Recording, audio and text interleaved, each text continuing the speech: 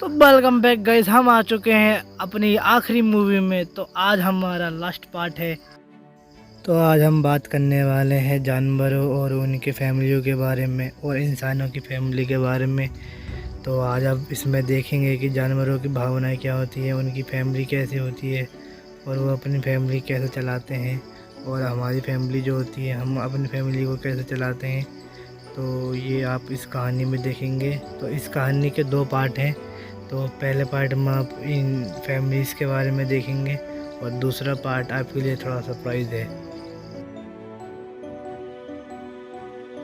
इस दुनिया का सबसे बड़ा योद्धा एक माँ ही होती है।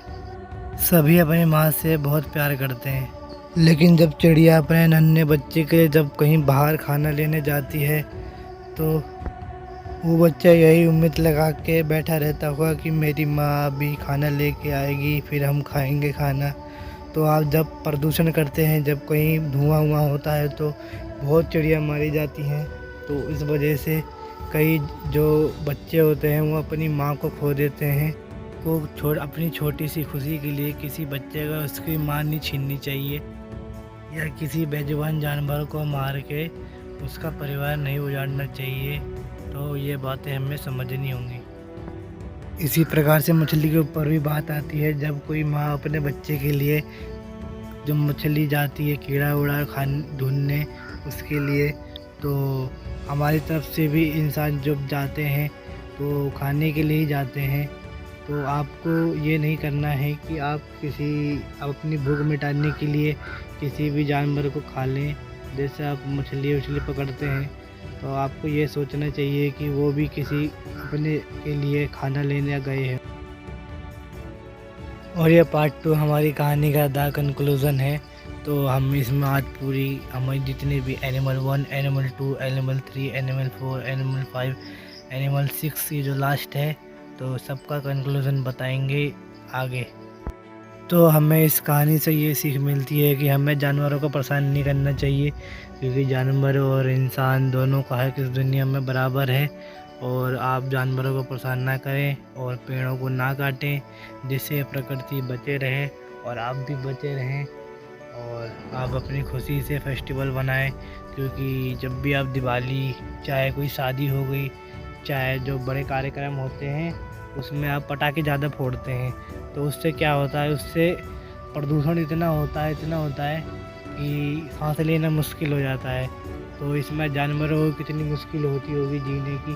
तो आपको लोगों को समझना चाहिए कि प्रदूषण नहीं करना चाहिए और आप खुश रहिए और खुशी से त्यौहार बनाइए। त्यौहार खुशी से बनते हैं और पटाखे मतलब ज़्यादा ना फोड़ें, कम फोड़ें। और ये जो काम है ये किसी एक से नहीं, सबको मिलके करना होगा, क्योंकि एकता में ही शक्ति होती है। तो हमें सबको एक होके ये जानवरों को बचाना चाहिए और ये जो पेड़ हैं इनको नहीं काटना चाहिए और अपने नेचर को बचाना चाहिए। सबको साथ मिलकर हमें कदम उठाना चाहिए कि जानवरों को परेशान ना करें और अपने नेचर को सुरक्षित रखें, क्योंकि आने वाले टाइम में फिर नेचर अब हमारा बचे रहे।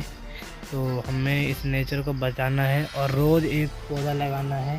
पेड़ काटने के बजाय आपको रोज़ पौधा लगाना है, तो जिससे हमारा ये जो दुनिया है ये हरी भरी रहे और हम अच्छे से सांस ले पाएँ और हमारी जो दुनिया है वो एकदम बढ़िया तरीके से चलते रहे। अगर इनसे एकदम अलग हट के बात करें तो बात आती है पानी की।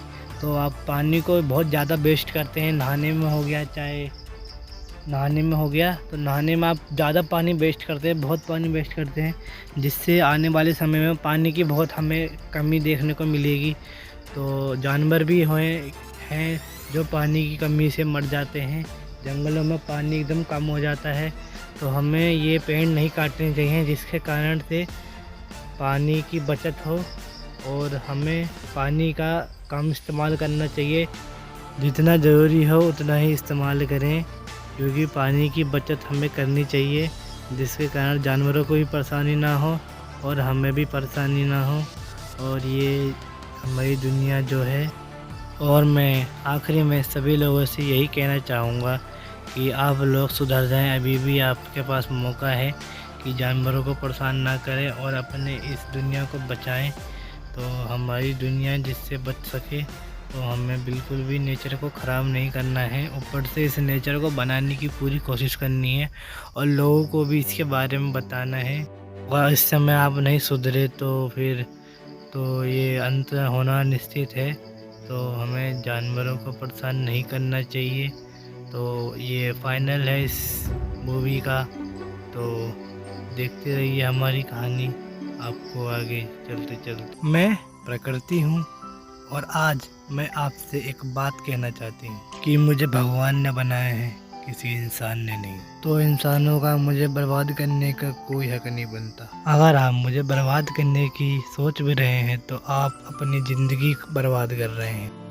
अगर आप लोग सुधरना चाहते हैं तो आप कृपया जानवरों और पेड़ों को काटना बंद कर दें और अपनी लाइफ में खुश रहें। यह काम किसी एक से नहीं हो सकता, तो आप सभी को एक साथ जुट होके इस पे कदम उठाना चाहिए कि जानवरों को हम परेशान ना करें।